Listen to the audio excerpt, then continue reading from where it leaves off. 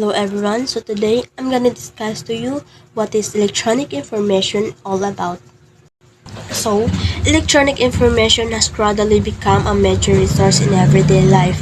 The emergence of electronic information resources, simply referred to as electronic resources, has tremendously transformed information handling management in academic environments and in university libraries in particular.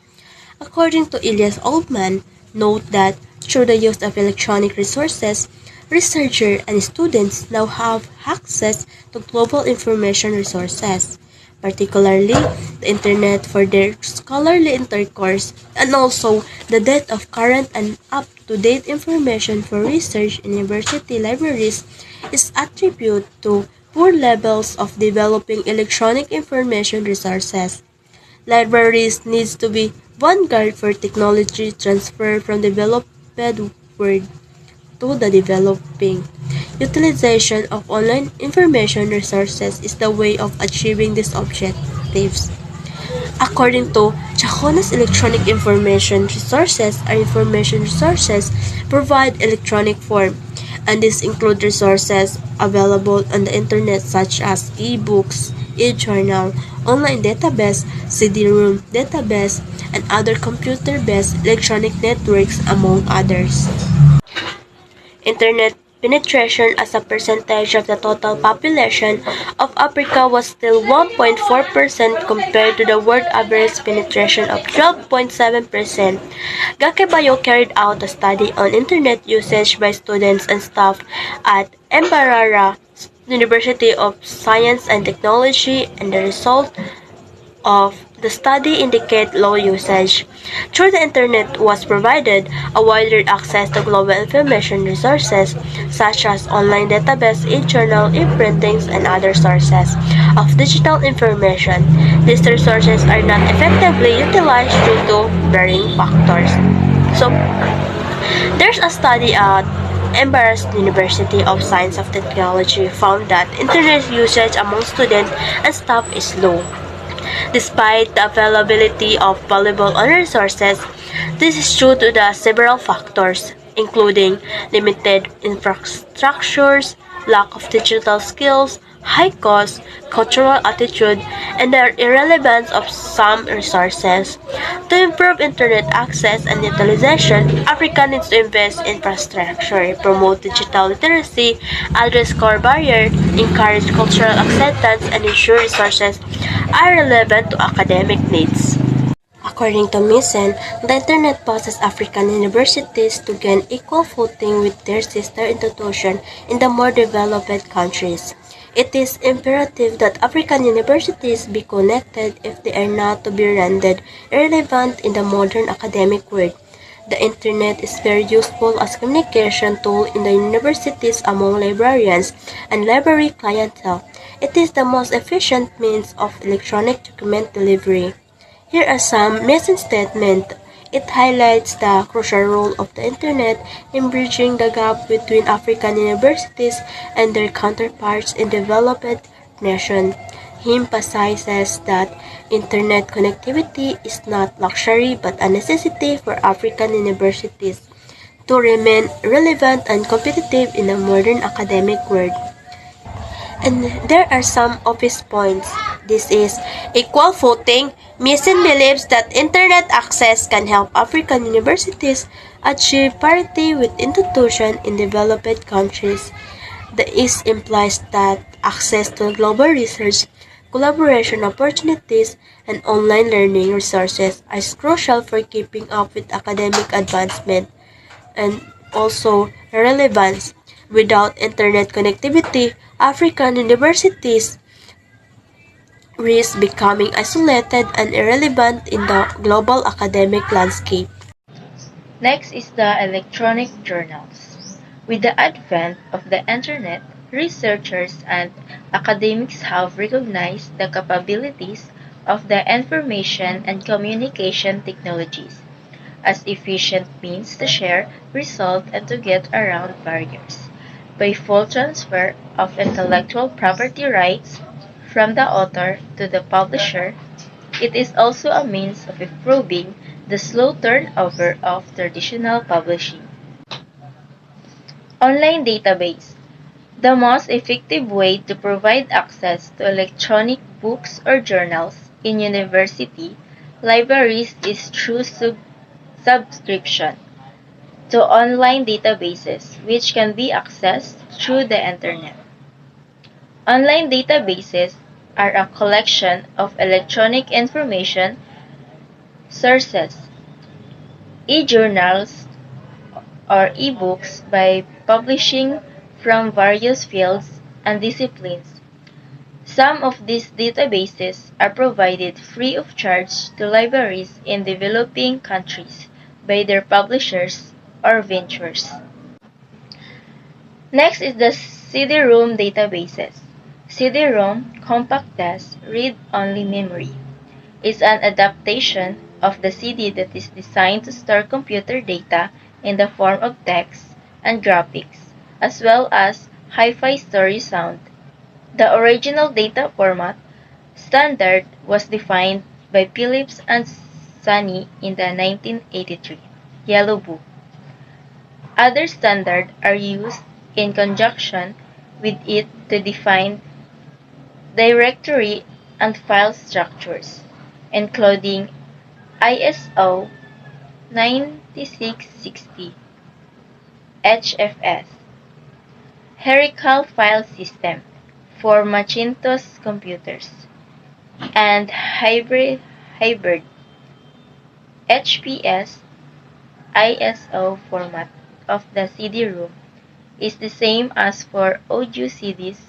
A standard CD is 120 mm 4.75.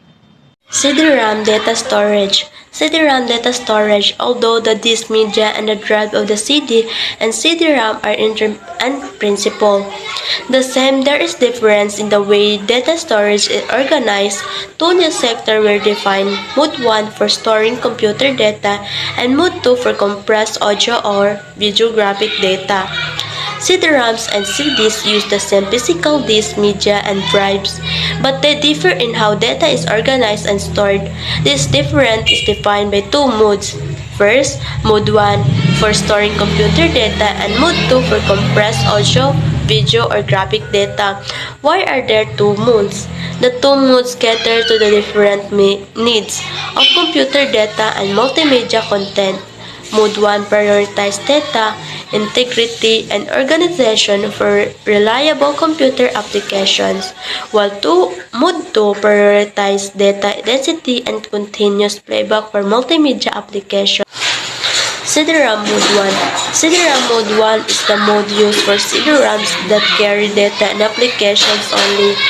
In order to access the thousands of data files that may be present on this type of CD, precise addressing is necessary. Data is laid out in nearly the same way as it is on audio disc. Data is stored in sectors, the smallest separately addressable block of information, which is hold 2,352 bytes of data, with an additional number of bytes used for error detection and correction, as well as control structures. An explanation for that is CD-RAM Mode 1 is especially for storing the computer data and applications. Data is organized into sectors, each containing 2,352 bytes. These sectors include extra bytes for error correction and control structure, ensuring data integrity and efficient file access. This is important because computer applications require accurate data, unlike audio CDs, which can tolerate some errors. CD-ROM Mode 1 uses 3252 byte sectors with 2048 bytes for data and 304 bytes for error correction. This ensures data integrity as CD-ROMs are sensitive to errors. A CD-ROM spins at 75 sectors per second, resulting in a 650 MB capacity in a 150 kbps single speed transfer rate. Faster drives multiply this rate. Most drives support CD-ROM XA for multimedia and photo CD. For image, allowing multiple season on the disc. My topic is CD-ROM Mode 2. CD-ROM Mode 2 is used for comprehensive audio, video information, and use only two layer of error detection and correction, the same as the CD-DA. Therefore, all 2,336 of data behind the scene and the header bytes are for use data.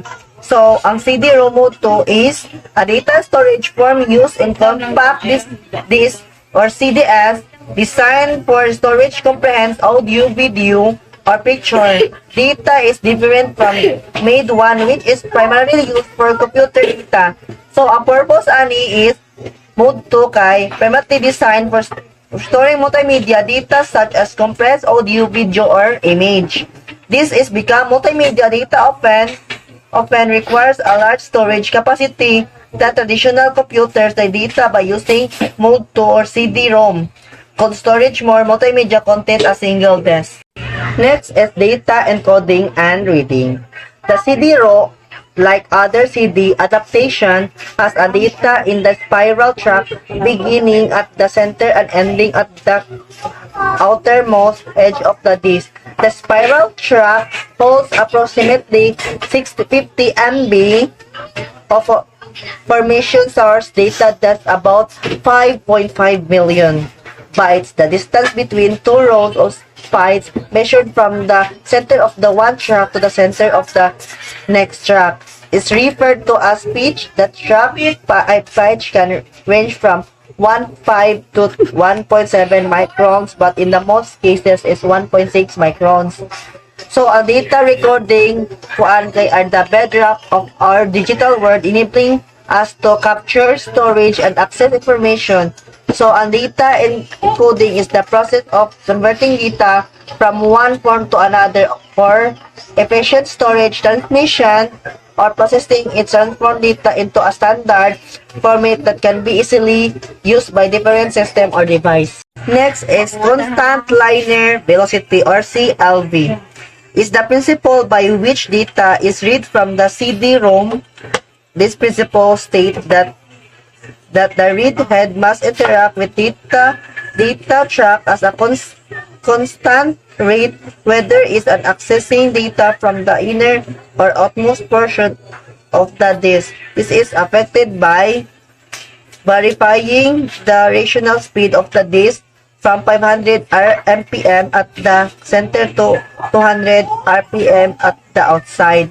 So, ang kaning constant linear velocity is to an object moving at a steady speed in a straight line. It's a fundamental concept in physics and is essential for understanding motion. Linear velocity is describe how fast an object is moving in a specific direction. It's measured in units like meters per second, kilometers per hour. Example, a car traveling at constant 600 kilometers or hours on a straight highway has constant linear velocity. In a music CD, keyword data is read sequentially, so rotation speed is not an issue. The constant linear velocity CD-ROM, on the other hand, must read in random patterns, which 1 CLV is a qualifier for necessities constantly shifting rotation speeds. Pulses in the rated speed of an function are audible, and some of the faster drivers can be with optical disc drive and may also be applied to noisy because of it. Journal aggregation services are platforms that collect and display a wide range of academic and scholarly journals from various disciplines. These services help researchers and professionals access a comprehensive collection of research articles, papers, and publications, often providing search and filter function to help users find exactly what they need. Some popular journals aggregation services includes GStore, PubMed, ScienceDirect, and EBSCO. These services are valuable tools for staying current with the latest research developments and accessing a broad array of scholarly content. Next is journal aggregation services.